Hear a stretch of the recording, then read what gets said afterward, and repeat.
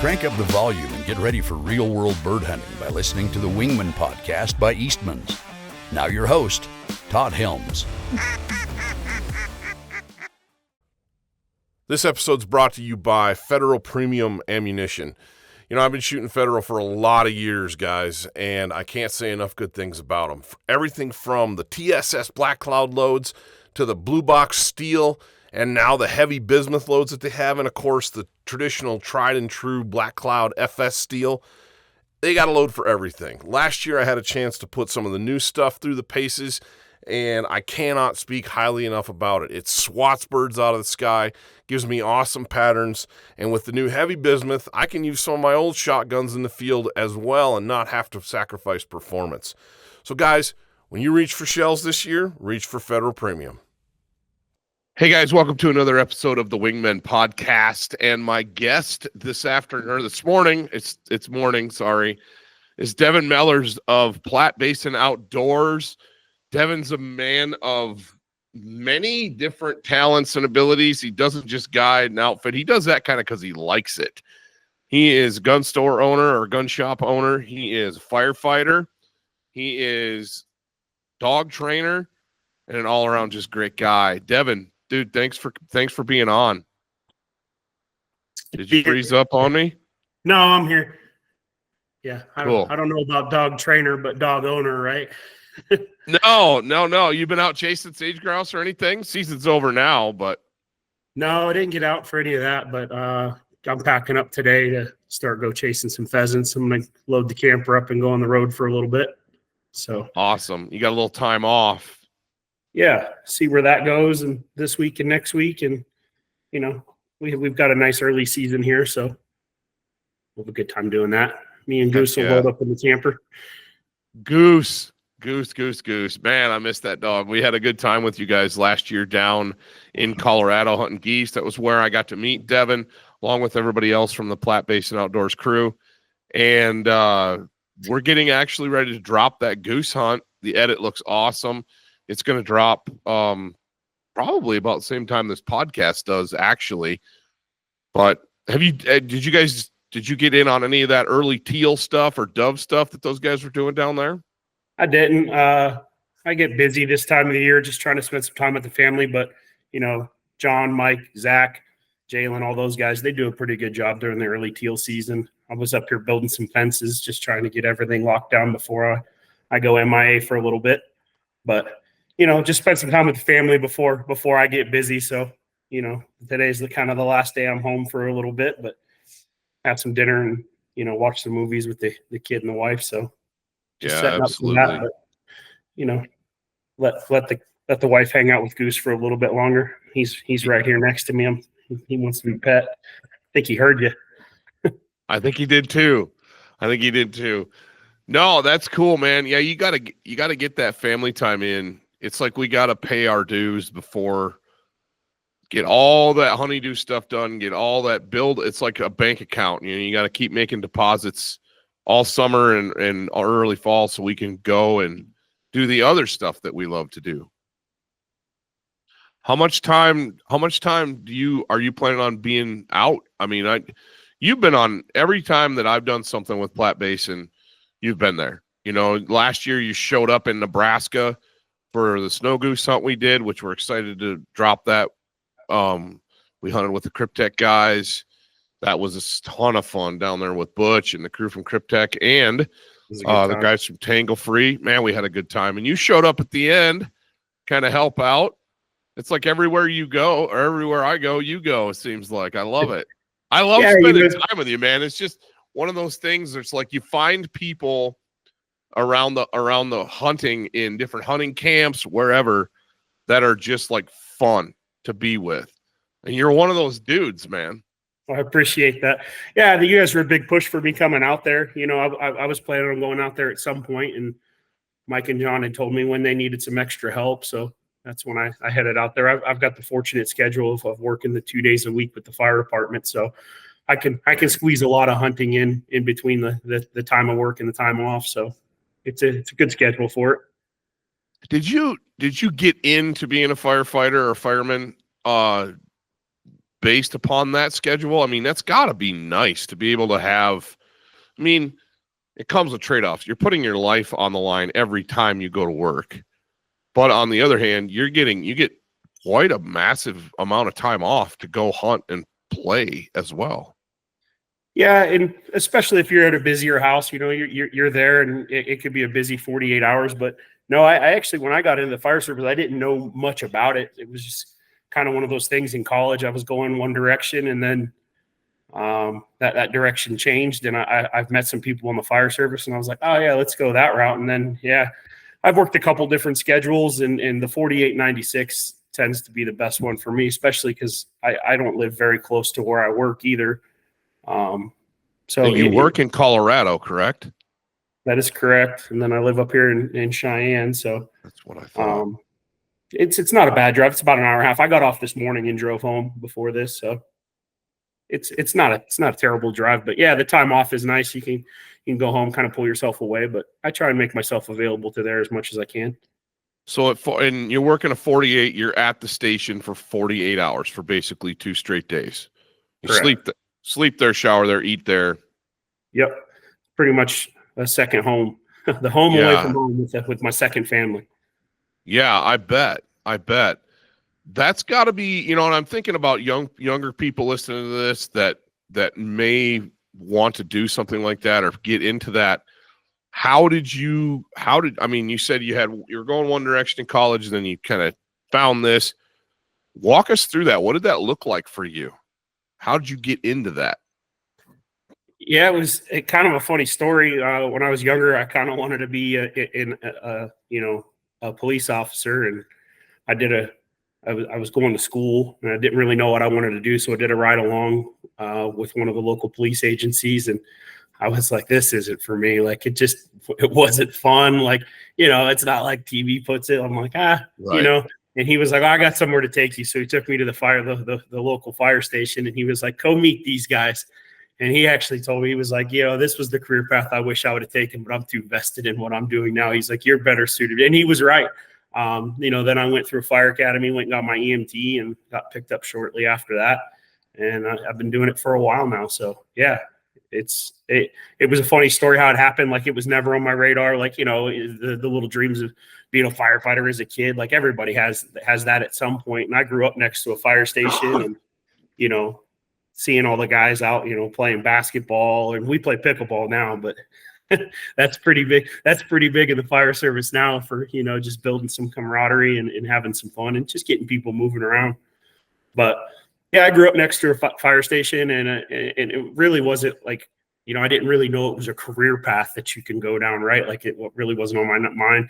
Grew up with a pretty solid military family, and, everyone, even my dad thought that was the route I was going to take. And, then it wasn't in my cards, and my path was laid out a little bit different, and I'm happy with it. I love where I work. I love the people I work with. So yeah, that's kind of how it all started. It was meant to be. Yeah. So working in Colorado, I mean, you get 48 hours down there, and like you said, you're an hour and a half south of where you're that's on the Front Range, which is the busy part of Colorado. I mean, Colorado's an interesting state. It's a lot like Minnesota or Michigan in the fact that there's like one major metropolitan area around Denver, and that whole Front Range there's a lot of people crammed into a pretty small area, actually, geographical area. And I know when we went down, it was funny, man. When we came down to hunt geese with you guys, it reminded me a lot of the Lower Peninsula of Michigan, in the fact that, we got out of the pit blind one day. It was hot. We shot geese in the morning. I was like, hey, who wants to go get lunch? And we went to a country club a couple miles down the road, and there's dudes out golfing and stuff. I was like, yeah, it's like farm country mixed with kind of suburban sprawl. It's weird. What are some of the calls that you guys get other than just like flat out like fires? This episode of the Wingmen Podcast is brought to you by Leupold Optics. I've been running Leupold Optics for a long time on the big game side of things, and I love the performance and the quality of that brand. But when Leupold brought performance eyewear into the mix a couple of years ago, I thought I'd seen it all, but I was wrong. That performance eyewear from Leupold keeps my eyes protected. It helps me with my target acquisition with a crisp, clear sight picture. And guys, I got to be honest with you, I'm stoked to be partnered with a company like Leupold. So for all your optics needs, give Leupold a look. I think we lost you. There you are. You're back. My internet is wonky for some reason this morning. I didn't catch any of that, but I won't make you repeat it either. It sounded like I was talking to some weird robot or something. It seemed like you froze there for a second.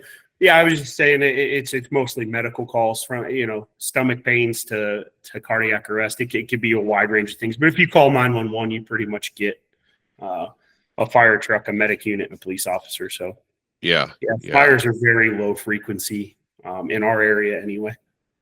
Yeah, I would imagine that, it's similar to here where we live. It's largely agricultural here, and there's irrigation running, 24/7, and everything's the area around us is all desert and dry, and it would light on fire really easily. But the Powell Valley, the Shoshone Valley, is very, very wet because of all the irrigation. And I think a fire would have a hard time. It might burn up crops or something, but it would have a hard time spreading very far. And I don't know about down there, but a lot of the farmers here, much to my chagrin, and we're getting back into the waterfowl hunting side of things, it's like as soon as they do barley harvest, they bale it, get the straw harvest out after they combine it, and then they burn it and disc it under. And it's like, you're killing me, man. There's so few barley fields that remain just like stubble, Yeah, and that'd be perfect for the hunting up there.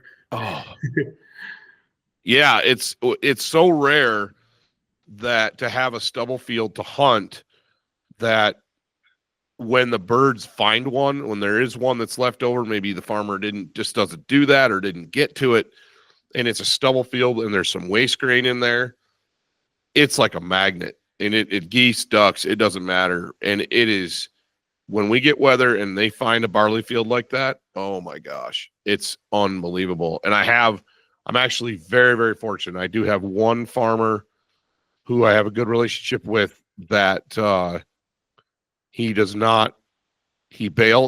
combines his barley, then he bales it and leaves it. And we got a couple of good goose shoots on his place last year, but we were so warm that we just didn't have a ton of birds. They stayed up north of us, but when they would dip down, man, that barley would just fill with birds. And it was so awesome because when he baled it, he had 3 different spots where his baler like spit out a defective, like a broken bale. And so it's this broken loaf. And it was unreal. All I did was like stick an A-frame right up against it. Right. And then use the stubble, and oh my gosh. And the birds were like landing right near, almost like a pit. They didn't even know you were there. They just thought you were the bale. It was epic. Just it's awesome on those days when the A-frames can work. They're very We use them a lot up here. I know you guys hunt mostly out of pits down there, but we use A-frames more than anything else up here because there's usually an edge to hide on. But honestly, Devin, one of the best hunts we had all last year, and it's coming out. It'll be out probably, I think we're going to release December on that one. It was end of goose season. We got birds, we got cold, we got snow. This was February, and it was a cornfield that had been combined, and I don't think they disked it, but it had snow there was snow on the ground, and there was no place to hide. There was no edge. The birds were kind of half in the dirt that was beets, and then the other half was corn, and there was no edge. There was no place to hide. And I thought, you know what? We're just going to stick an A-frame up, grass it in, use some corn stubble, and just put the decoys around it. We'll see what happens.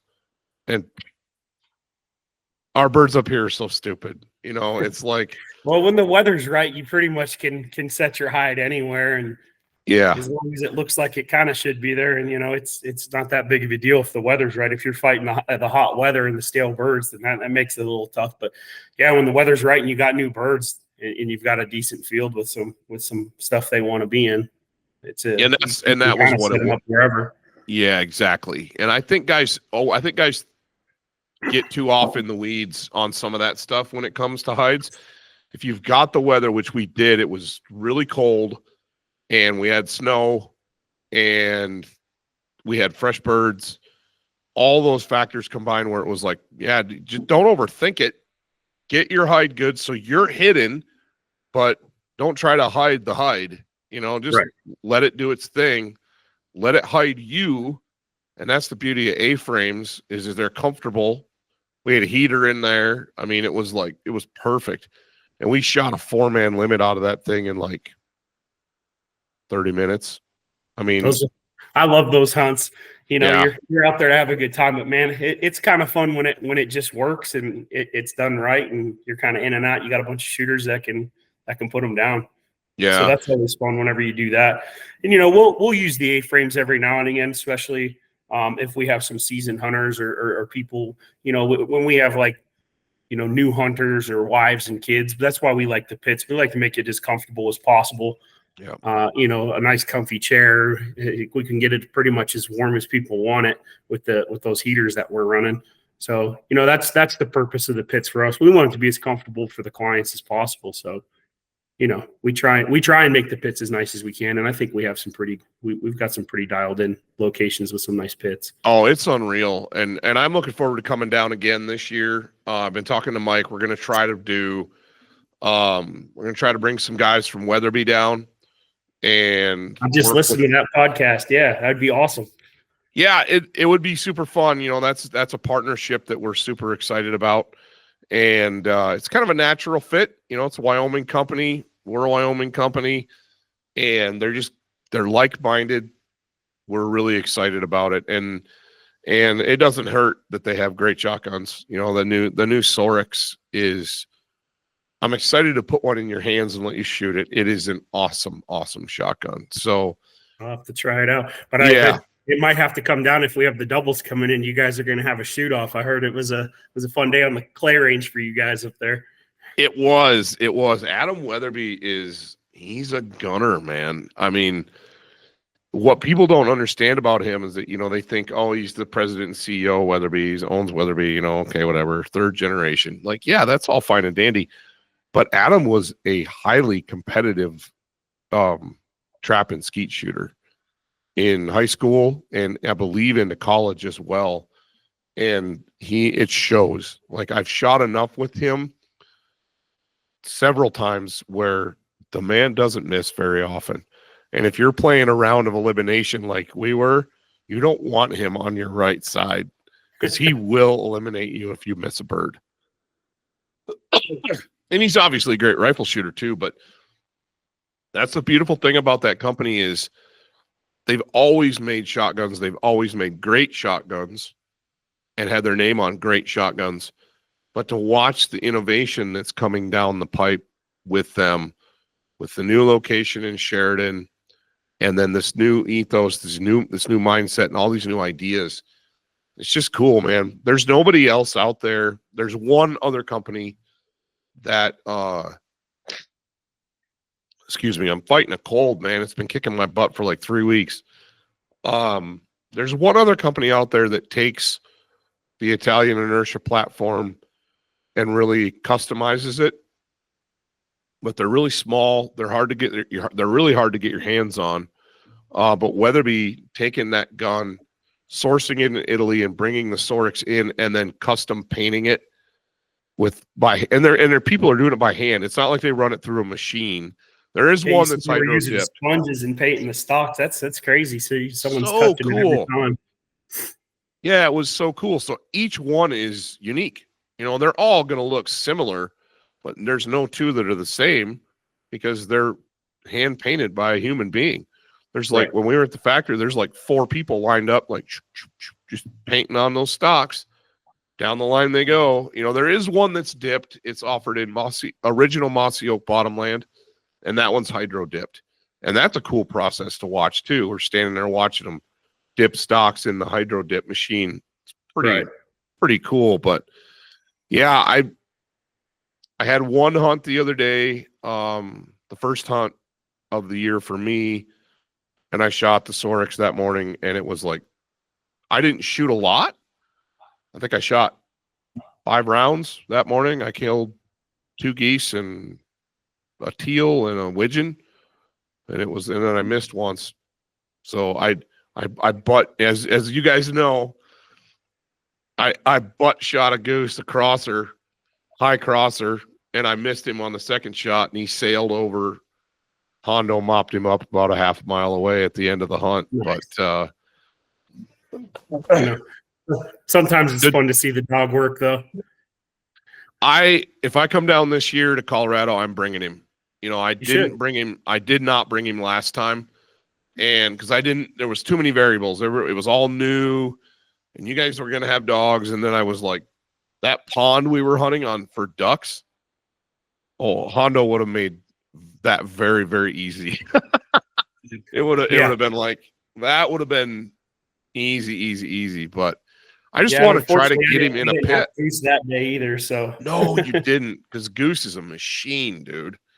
Yeah, and he likes the water. We're gonna get him out and run him a little bit the next couple of weeks. Just get him dialed in. I don't know how far I'll make it this week, but I'm sure the Dakotas will be calling my name here in the next couple of weeks and just kind of scoot around. But yeah, you guys are so close down there in Cheyenne. You can bump up into South Dakota pretty easy, and within a couple hours of you have some pretty phenomenal pheasant hunting. Yeah. How do you manage that? You know, I'm thinking about DIY guys. Do you hunt public? Do you have some private connections in South Dakota? What do you do? I have talked to some people, and I have some private connections. I haven't utilized them yet. But you know, when we went up to the Dakotas, we pretty much just scouted and, you know, let the dog out, and if he gets birdie on some public, or you know, whenever it's, you know, posted that you can hunt, you know, we'll get out and see if the dog gets birdie, and if he gets birdie, and then we'll go hunt it. If not, we'll load back up and we'll go find somewhere else. But yeah, we just kind of just drive around. I do a lot of public land pheasant, and that makes it a little more fun for me. I've got some private here in Wyoming that I can hunt on, but I won't touch it unless I have to. Yeah, we've got some good stuff, and you know, going over Nebraska, Kansas, you know, kind of go around all over. Kind of just, you know, I've got the in-bed camper, so just load up the dog and me, and we've got everything we need. So no hotel room needed, and just follow the birds. Yeah, that's nice. That's really nice. And my wife and I were talking about that the other day. We did a quick bonsai antelope hunt last weekend. I saw that picture. It was fun, dude. They're second choice tags. You know, it's an easy tag for residents to draw. Not a lot of residents that are outside that area want to hunt it because it's mostly private property. They're easy to get tags. They're hard to fill tags unless you have a private land connection, which we didn't. I have in the past on that tag, but this year it was like, let's just go bomb around, and we'll just keep. It's like being road warriors, man. You're just bouncing from public chunk to public chunk to public chunk that you can actually access. And that's where Onyx is. It's a game changer. You could not do that. I remember before Onyx, you had all the paper maps, and you're trying to coordinate lat longs on a GPS, and it's like, I don't even really know exactly where I am. And it's just crazy. My wife's antelope buck this year, and I'm just kind of going to dive into using Onyx as an app in hunting scenarios, and you can apply this across the board. But her antelope buck in particular, excuse me, her antelope buck in particular was bedded in a little draw on a little sliver of public land. And we found him, and I ranged him, and he was only 80 some yards, like 84 yards off the road. And I just kept driving, pulled ahead, pulled out Onyx, and I did a line distance on the app on my phone from the road edge where the access was to the back corner of this little sliver. And it was like 140 yards or something like that. And so this buck was bedded almost in the middle of it. And I told her, I said, he's legal and we have enough wiggle room where I'm not worried about it, but you have to make a really good shot. And we got back over there, made a stalk, and she popped up over and he stood up out of his bed and he was looking at her, and I ranged him, and he was, I don't know, he was 65, 75 yards away from us. Easy shot, right? And I said, yeah, exactly. I said, he's legal, shoot him. And she dumped him, and he took like 4 steps and tipped over. Well within the legal parameters of where we were on the state land. It was perfect. It worked out awesome. Being able to have an app like Onyx to do that is priceless, and it's no different in the world of bird hunting, where you're hunting public ground in Kansas, Nebraska, South Dakota, hunting pheasants, and you're trying to stay legal, to stay on ground that's open to hunt. You got to use that all the time, I'm imagining, for hunts like that. Yeah, and even for goose hunting, because we can, if when we're out scouting, we can mark where birds are at, and kind of drive and follow them and mark where they're, and then we can all kind of use the map and get directions to wherever they're at, so we can all go kind of watch them. But yeah, so I mean, we utilize it too for our scouting, and it's nice just to be able to mark it. All right, well, these birds took off from here, they landed here, right? And then find a field in between them, or try and find the field they're landing in. Hopefully it's ours. Right. Well, that was the cool thing when we were down there. It was like I didn't have to worry. We were all running Onyx on our phones, and John would just send me pins to where we needed to be the next day. Drive into the field. It's awesome.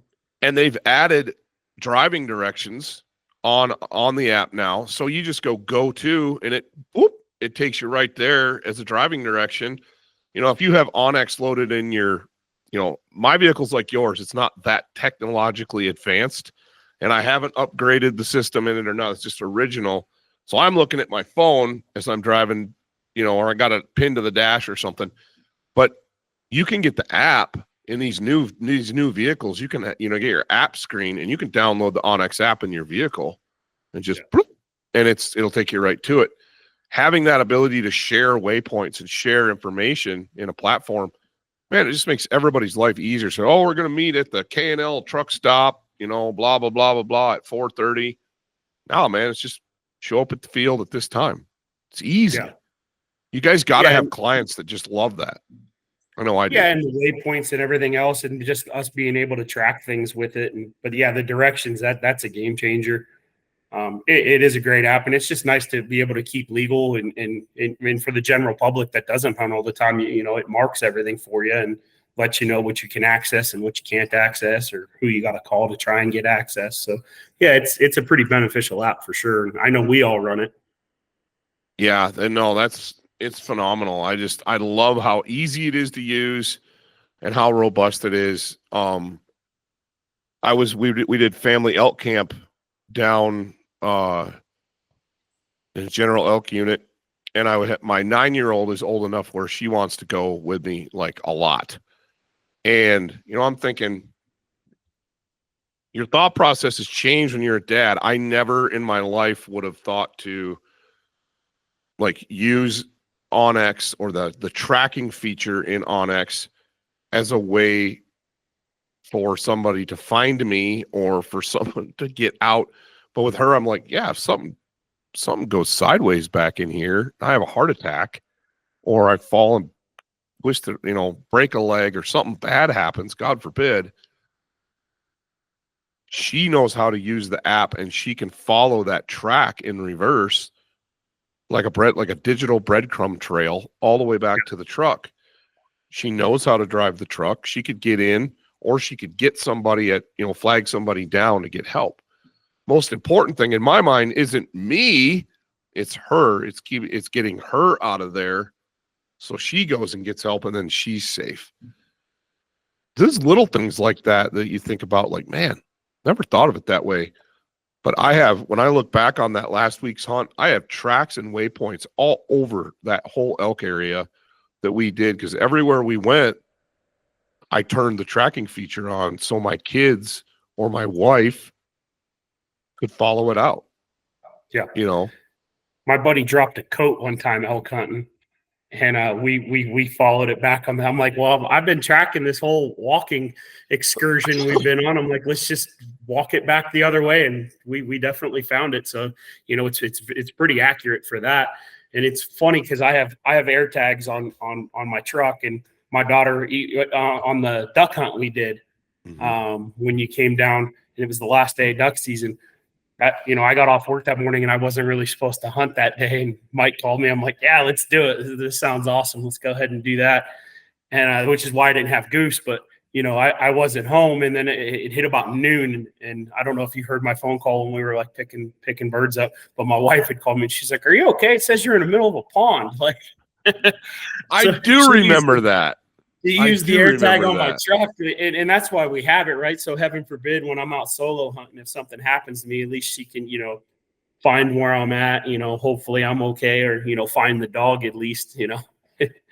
But yeah, I mean, the technology's come a long way, and you don't have to technically be alone anywhere out in the middle of nowhere. But yeah, no, you're exactly right. And, you know, I look at it and I think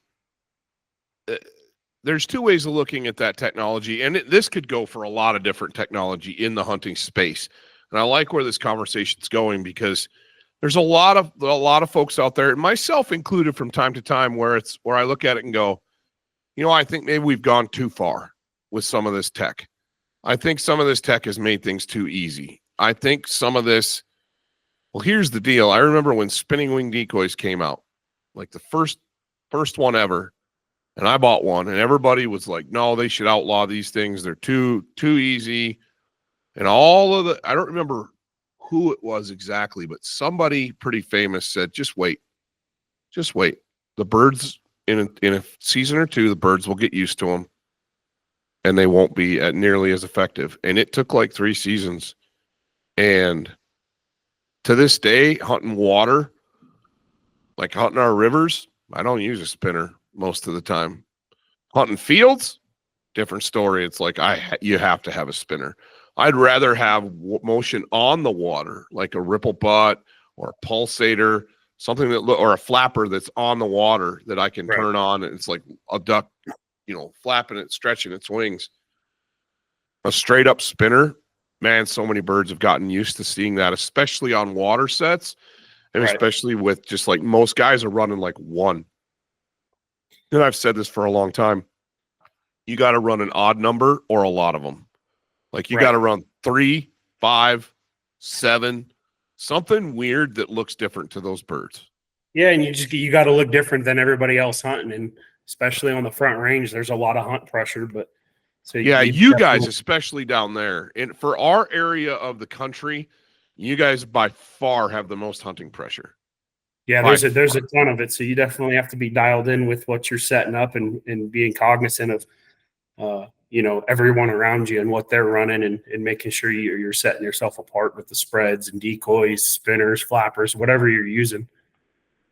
And I think that would go for across the board for any place where there's a lot of hunting pressure. I know even around here, we don't have a huge population like you guys do, but we have a lot of hunters, and we have a very small area to hunt. Like we live in the desert, for crying out loud. The only reason we have any agriculture at all is because Buffalo Bill Cody decided this would be a cool place to dig irrigation ditches.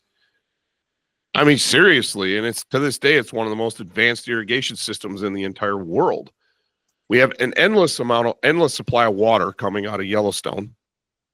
And so we have birds. Now they come and go. Sometimes it's good, sometimes not so much. But the pressure is always dialed to 10 on our birds here. And because there's such a our valley is only 10 miles wide at the widest. I mean, it widens out as you get down towards out to the east, but it's narrow. And so you got your cramming dudes in small little spots, and you go down. I'll sit in the duck blind down here on the river on a Saturday morning, and it's just shooting up and down the river. And I've hunted some of the public. I've hunted with other guys, and unless you have the ability to really control the pressure, dude, you're having a hard time decoying birds. 100%.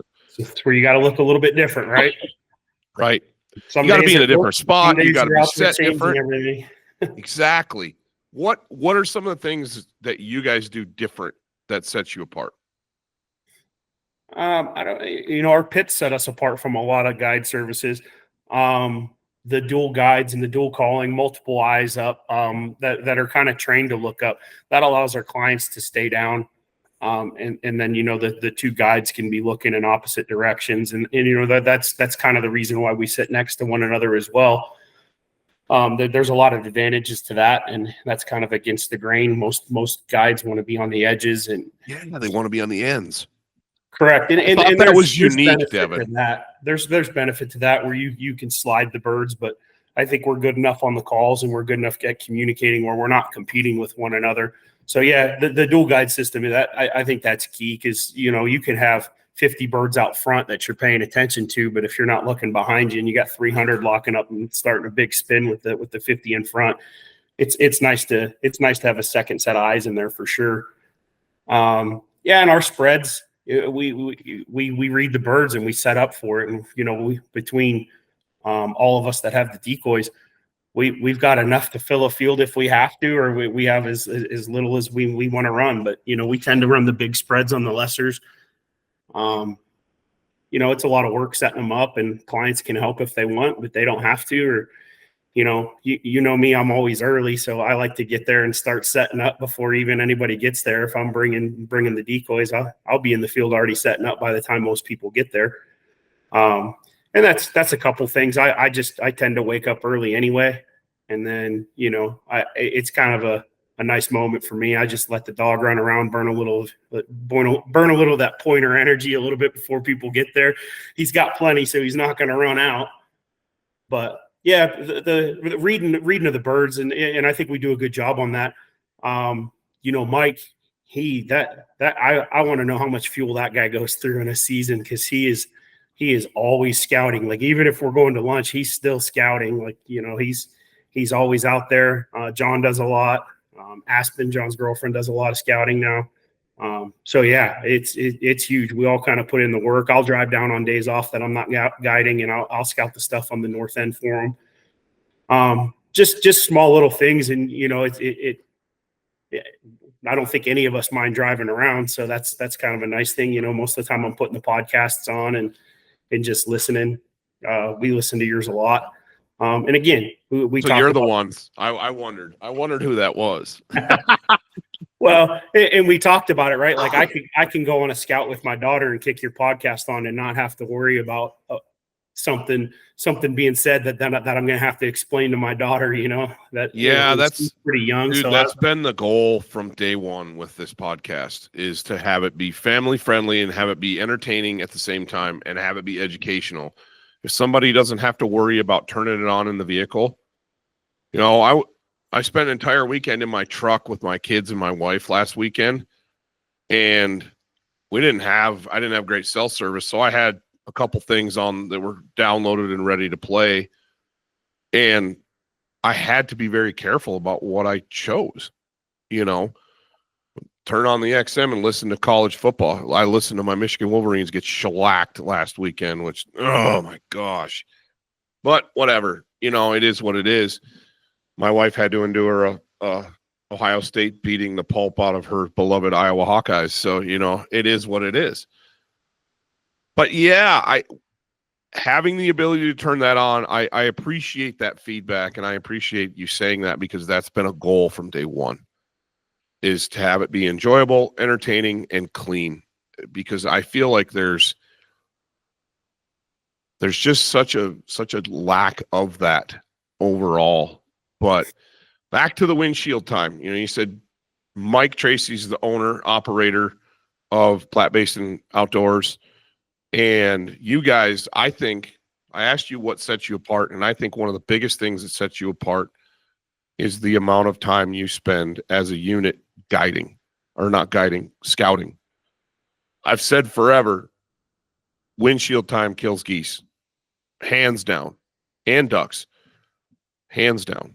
I would agree. You can, especially as a hobby hunter, I mean, if you only have one spot to hunt and that is what it is, you have your field or you have your little pocket of water, and some people are, that's just the only place you're going to hunt. So yeah, you set up and you might have a really banger hunt, or greasy, as John would say.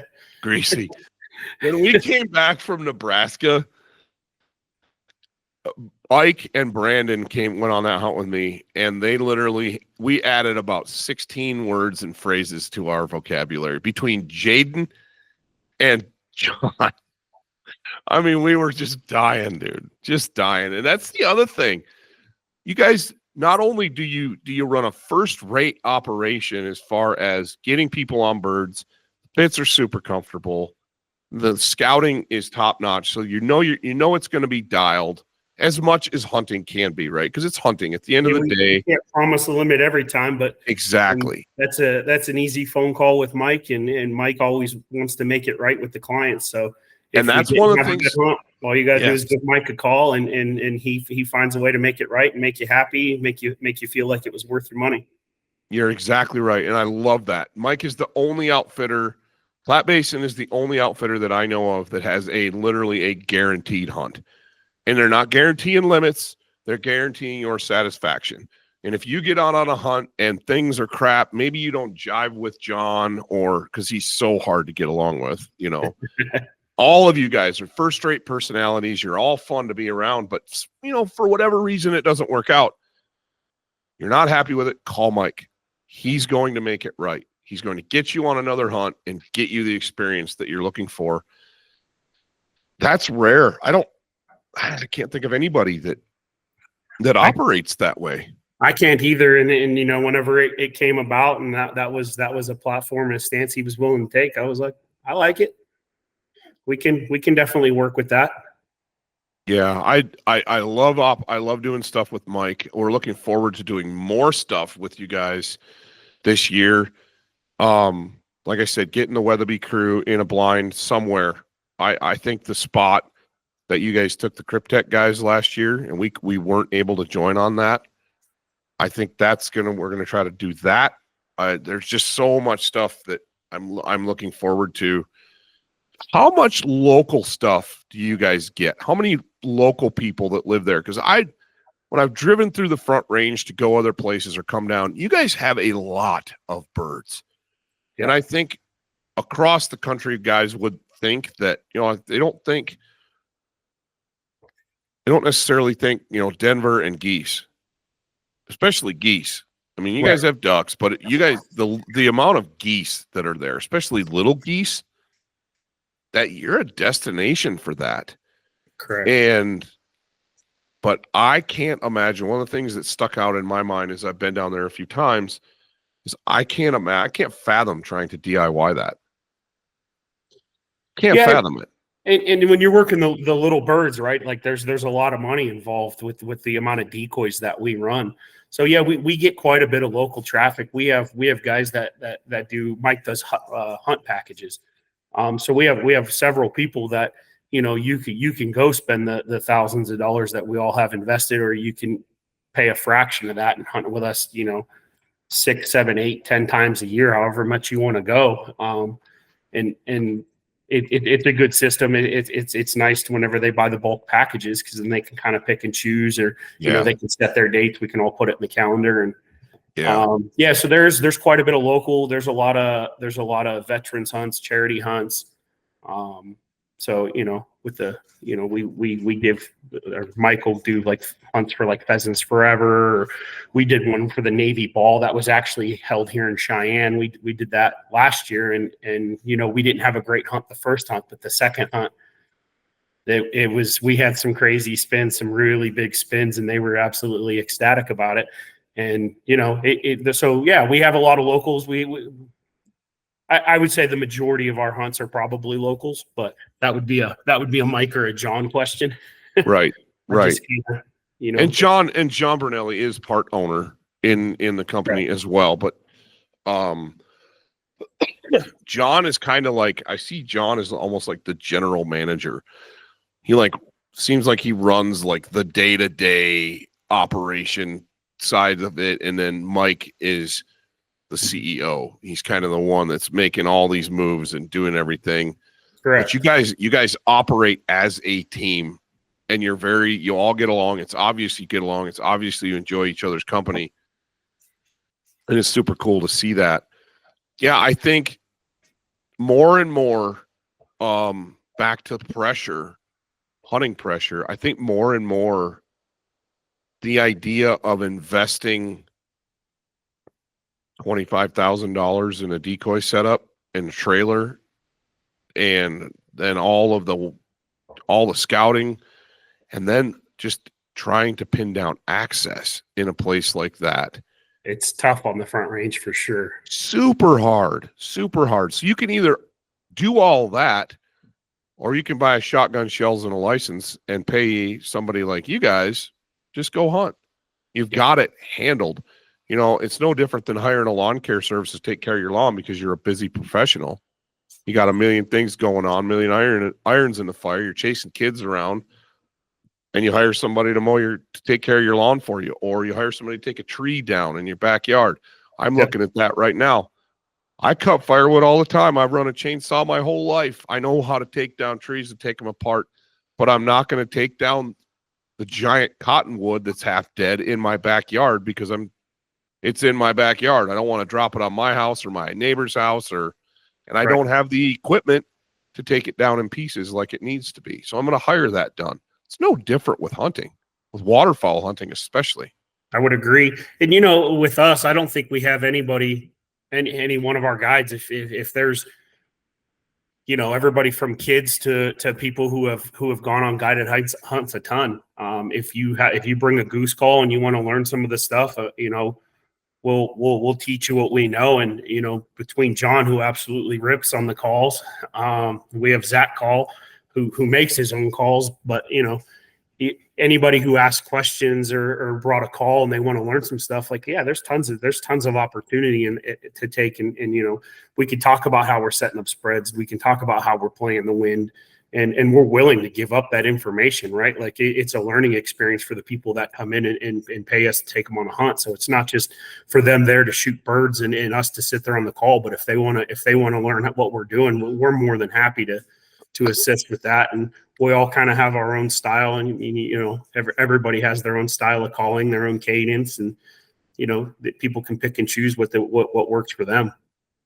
I love that. I love that unselfish attitude and mindset that you guys all bring to things, because there may be somebody that's getting into it for the first time. Maybe they don't live in Colorado, but they want to come out and they can fly into Denver. You guys even have guns. You can take care of it all for them, but they want to learn. They want to get into it. They want to learn, and they can go with you, and you're not going to beat them over the head. You're not going to be coy with information. You're going to teach, and you're going to teach them how to set spreads and why we're doing it this way and how to call. I really like that. I still do a little bit of fly fishing guiding in the summer times, and I love taking people whose main expectation is they want to learn something. Correct. That maybe they're very just getting started and very inexperienced, or maybe they've never done it before at all. And if they're honest with me and honest with themselves, we're going to get a great time, because I'm not going to hold back any information. I'm going to spend my whole day especially teaching. On the fishing side.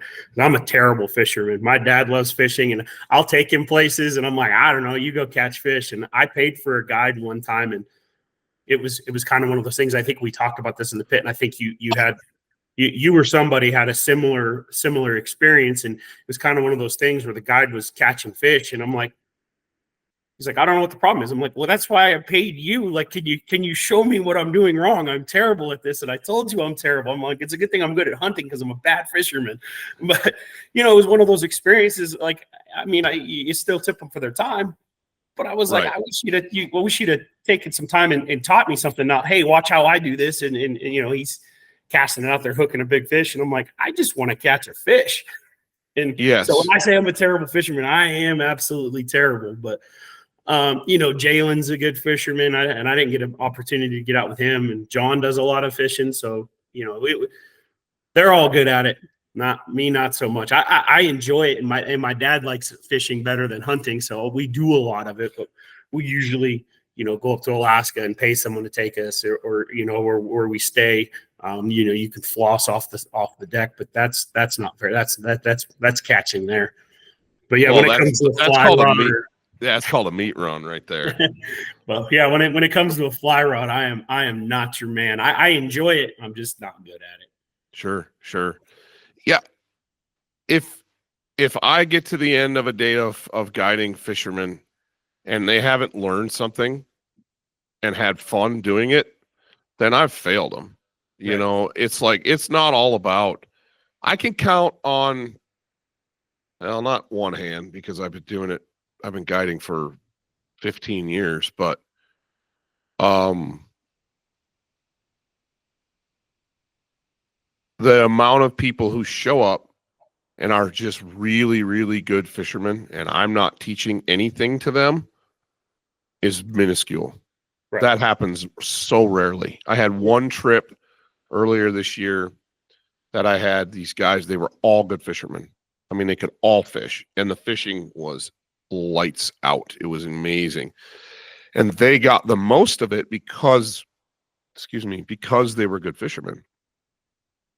And even in that scenario, there was they were paying me for my expertise because, like they said, they're like, we could row this boat down the river and we could probably catch some of these fish, but you're literally putting us on spots because you know the fish are here.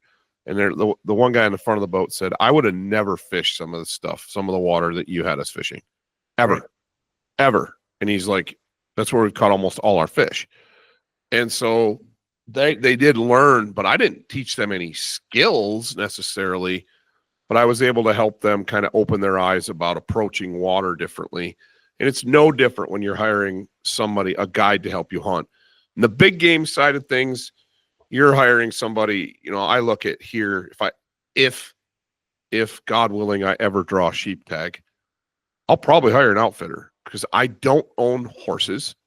I'm not going to have the time to put in to scout for that hunt because it's a once in a lifetime hunt. Yeah. I want to get the most out of it. I want to do it right because I only get one shot at this in Wyoming. I'm probably going to hire a professional to help me. I definitely would. And going back to what you said, you're disappointed if they didn't learn anything. And I feel the same way when it comes to goose hunting. And, you know, I don't like speaking for people, but I bet, you know, John, Zach, Jalen, Mike, they would all feel the same way is if they don't have they have an opportunity to teach somebody and they didn't, they'd be disappointed themselves too. So yeah, the crew we have is amazing. And again, yeah, they're not just paying for the hunt. They're paying for a full experience. They're paying for good conversations in the pit, instruction if they want it. Like, we won't force it, but if they want to learn something, yeah, grab a call. Let's see what you can do. Yeah, no, I love that, you know, and so much of what you guys do is providing a service and providing a good experience. You can't control the hunting, obviously. You do the best you can through scouting and decoy placement and techniques. But in the end of the day, it's hunting. You know, it's no different than fishing. Birds are going to do what they're going to do. And you can only control what you can control. But I just look at it down there and I'm like, I wouldn't know. I mean, I wouldn't know where to begin, obviously, but I'm not sure at 46 years old with 3 little kids and a busy career that I'd want to put the time in to building a decoy trailer and scouting and tracking down permission. Because I remember in my 20s how much work that was. And I didn't think it was work at the time. I loved it. You know, you're just out living the dream, doing it, killing birds like crazy. And I look at it and go, holy smokes, dude. If I could have saved a fraction of the money I spent on gas, I could probably retire. Right. You know what I mean? But we were doing it because we loved it. It was the life.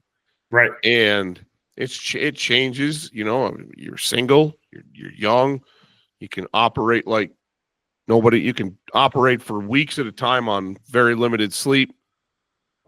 Grab a Mountain Dew and a cheeseburger and go, you know. Right.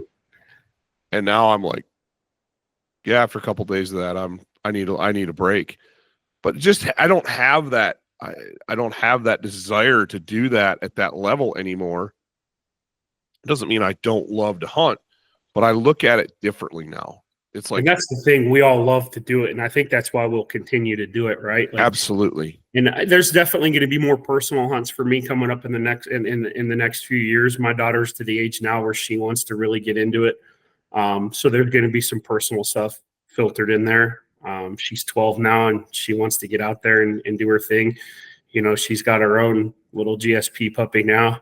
He's a little does. Yeah, his name's Cowboy. He's a bit rowdy. We'll see how he does, but we started doing some training with him. This episode of the Wingmen Podcast is brought to you by Cryptek. Guys, I'm super stoked to be partnering with Cryptek, and I love the fact that I share the same ideals with them. I love the fact this company is veteran-owned, American hunter patriots. It's awesome. I also love the fact that they make top-notch hunting gear, and they offer it in killer camo patterns that are going to keep you concealed across a huge range of environments and conditions. So, guys, if you're looking for more gear, get out there and check out Cryptek. And our connection is fried again. I think Devin's probably still there, but yeah, he can hear me. So the recording end of this will probably be just fine. It's just our internet's being crazy. We moved into a new office and we were having internet issues. Yeah. Yeah, you're still there. So that's good. Well, that's awesome about the puppy. Cowboy, that's a perfect name. Living in Wyoming, that's a perfect name for a puppy of any ilk, but GSPs have a tendency to be especially rowdy for sure. Yeah, Goose is pretty mellow for a GSP. I'll give him that. But yeah, it's still stuck with the call signs. I got the Top Gun theme rolling, and my daughter named him, and I had nothing to do with it. I wasn't even home. I was at work when they picked him up, and she named him Cowboy, and my wife was kind of laughing, like, "Haha, you didn't get your way." And I was like, "Well, you should watch Maverick again." When they're in the briefing, she was like, "I can't believe you got your way still." And I was like, "I didn't name the dog." That's hilarious. I love when guys have a theme for stuff. It's like the dog name or the kid names. You know, it cracks me up. It's just awesome. Oh, dude. Well, I'm super stoked to come back down and hang out with you guys. We live just far enough away. It's like, how can you live in the same state and not spend time? It's like, because Wyoming's big. You know, it's like, I'm excited to get back together and hunt with you guys. Yeah, I'll make an effort to get up there and come see you, and you know, maybe we'll go fishing or something next summer. Yeah, you know, that would be super fun. You know, we talked about having you guys come up here. Mike and I did. You know, the three of you, John, and come up and hunt with me. But it's so hard for you guys to get away during the hunting season because that's right. Your job. That's what you're doing. You know, and those guys are busy putting pits in and doing different things right now and getting decoys squared away, and it's a never-ending job. But you do all of it so you can make people happy at the end of the day and help them have the best experience possible. And before we kind of got off on the cowboy tangent, we kind of were talking about, you know, the guided hunt thing. And I would just encourage people as we kind of walk out of this podcast, I would encourage people to put your ego aside a little bit. Going on a guided hunt is not having your hand held. You can be as involved or uninvolved as you want to be. You know, thinking about what you guys down there do, those spreads are a massive amount of work. You don't leave them out overnight. You pick them all up, they go back in the trailers, and it is a lot of work. And so having clients that are willing to help, willing to lend a hand is helpful for you, but it also enhances the experience for the client as well. You're not getting your hand held. You're not getting stuff handed to you out there. And you still have to do the shooting because we don't. And we you don't still run have guns to with shoot. clients, so, yeah, exactly. I mean, exactly. we shot with you guys. It was that was different. It was us coming down. It was more of a buddy hunt, than anything, which I greatly appreciated. And I got to kind of help out a little bit the last day I was there with a wounded warrior hunt, or a veterans hunt that I was able to help out on, which was cool because it was like, that was kind of like me being able to help you guys give back a little bit, which was fun. But I would say guys that live in places that have very, very limited access to birds, I think about guys in the South, Arkansas, unless you're maintaining a lease or you're a member of a hunt club, you're not going to get to hunt, man. Pay the money a couple times a year, go do it. And it's better than sitting at home and thinking about hunting. There's places that DIYing is very, very doable. I think about the Dakotas. I think about Canada. I think about even some of the stuff in the Great Lakes and some of the stuff out west is doable for DIY. But so many places are just not. And you're just further ahead. Hire a reputable guide like Platte Basin and have a good experience. Just go and enjoy yourself. Yeah. We're all about having fun. Yes, you guys are. And we always have fun when we're together. That's one of the things I appreciate about you guys. Well, Devin, I'm going to cut you loose, man. Let you get on the road to go pheasant hunting. I really appreciate your time. You and I hit it off right out of the gate last year, and I'm looking forward to seeing you guys again, making this an annual trip, and have fun, man. Go have fun, burn up some time, get that dog in shape. Oh, yeah. He's got to get out running around, burn some energy off, lose some pounds before we get him going. There you go. Well, I'm excited to see you guys later this year. Have fun, be safe, and thank you so much for coming on the podcast. Yeah, thanks for having me.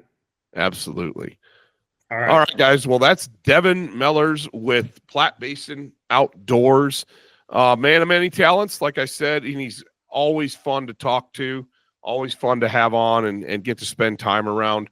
If you guys are looking, if you're in the Denver metro area or on the Colorado Front Range and you're looking to shoot some geese especially, but ducks too, maybe turkeys in the spring or doves, Platte Basin Outdoors has you covered. They can do all of it, and they can hook you up with awesome people like Devin so you get the most out of your time.